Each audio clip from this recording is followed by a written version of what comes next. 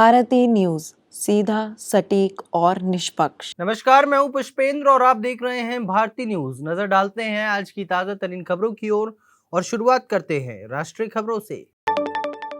भ्रष्टाचार विरोधी लोकपाल ने सीबीआई को तृणमूल कांग्रेस की नेत्री और पूर्व सांसद महुआ मोइत्रा के खिलाफ कैश फॉर क्वेरी मामले में केस दर्ज करने और 6 महीने के भीतर जांच रिपोर्ट पेश करने का आदेश दिया है। साथ ही जांच एजेंसी से कहा है कि वे हर महीने की जांच की प्रगति रिपोर्ट भी दे। मोइत्रा को पिछले साल दिसंबर में इस अनैतिक आचरण के लिए लोकसभा से निष्कासित कर दिया गया था। उन्होंने अपने निष्कासन को चुनौती देते हुए सुप्रीम कोर्ट का रुख किया था। यही नहीं, उन्हें पार्टी ने बंगाल की कृष्णनगर लोकसभा सीट से दोबारा अपना उम्मीदवार भी बनाया है। द्रमुक ने पीएम मोदी के रोड शो में स्कूल बच्चों के शामिल होने की शिकायत चुनाव आयोग से की। इसके साथ केंद्रीय वित्त मंत्री निर्मला सीतारमण पर नफरती भाषण देने का आरोप लगाते हुए कार्रवाई की मांग की है। कोयम्बतूर के जिला कलेक्टर क्रांति कुमार पति ने कहा कि प्रशासन मोदी के रोड शो के दौरान स्कूली बच्चों के शामिल होने की घटना की जांच कर रहा है। कलेक्टर ने इंटरनेट मीडिया प्लेटफॉर्म एक्स पर कहा कि मुख्य शिक्षा अधिकारी और श्रम विभाग के संयुक्त आयुक्त से भी रिपोर्ट मांगी गई है और कहा कि जांच के आधार पर उचित कार्रवाई की जाएगी। केंद्रीय मंत्री स्मृति ईरानी ने कहा कि यदि कांग्रेस नेता राहुल गांधी स्वयं को धर्मनिरपेक्ष मानते हैं तो उन्हें धर्म के नाम पर नहीं बल्कि मुद्दों के आधार पर चुनाव लड़ना चाहिए। एक कार्यक्रम में भाग लेते हुए उन्होंने कहा कि किसी देश की मंजिल का फैसला उस व्यक्ति द्वारा तय नहीं किया जा सकता जो अमेठी में हार से डरता है। स्मृति ने कहा कि यह पहला अवसर नहीं है जब उन्होंने हिंदू धर्म के खिलाफ कोई बयान दिया हो, लेकिन मेरा मानना है कि यदि वह धर्मनिरपेक्ष हैं तो उन्हें धर्म के आधार पर नहीं लड़ना चाहिए बल्कि उन्हें मुद्दों के आधार पर लड़ना चाहिए। अब आपको ले चलते हैं अंतर्राष्ट्रीय जगत की खबरों की ओर। राष्ट्रपति जो बाइडेन और पूर्व राष्ट्रपति डोनाल्ड ट्रंप ने ओहायो में अपनी पार्टी के राष्ट्रपति पद के प्राइमरी चुनावों में जीत दर्ज की है। पिछले हफ्ते अपनी अपनी पार्टी के संभावित उम्मीदवार बनने के बाद दोनों का और अधिक समर्थन मिलने की उम्मीद है। ओहायो में मिली जीत के बाद ट्रंप को एरिजोना, फ्लोरिडा, इलिनोइस और कैंसस में प्राइमरी चुनाव आसानी से जीतने की उम्मीद है।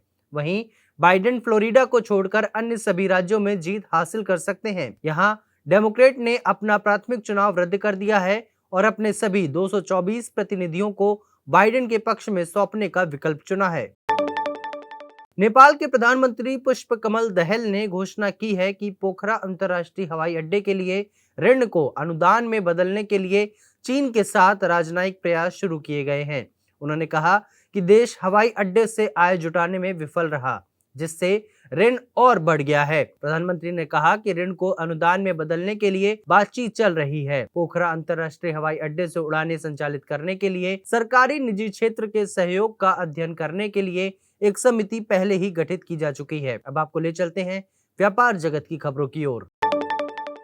Online food delivery platform Zomato के संस्थापक और सीईओ दीपेंद्र गोयल ने शुद्ध शाकाहारी भोजन पसंद करने वालों के लिए प्योर वेज मोड सेवा शुरू करने की मंगलवार को घोषणा की। जोमेटो ने भारत में अपने शाकाहारी ग्राहकों के लिए प्योर वेज फ्लीट भी लॉन्च किया है। ये सर्विस ऐसे लोगों को ध्यान में रखकर लॉन्च की गई है जिन्हें शाकाहारी खाना पसंद है।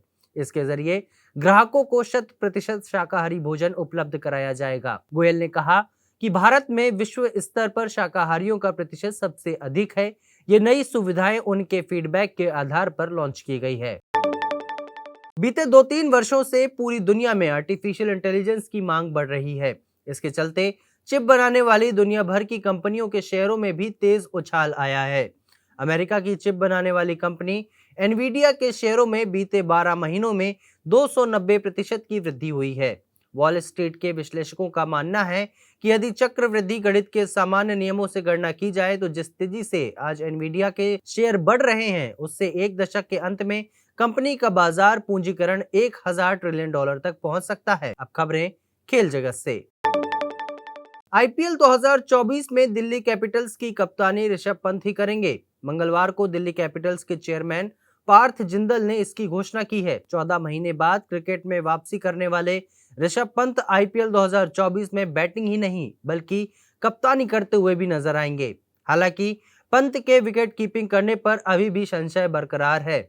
उन्होंने आईपीएल के 17वें सीजन के लिए डेविड वार्नर को रिप्लेस किया जिन्होंने पिछले आईपीएल सीजन में दिल्ली की कप्तानी की थी।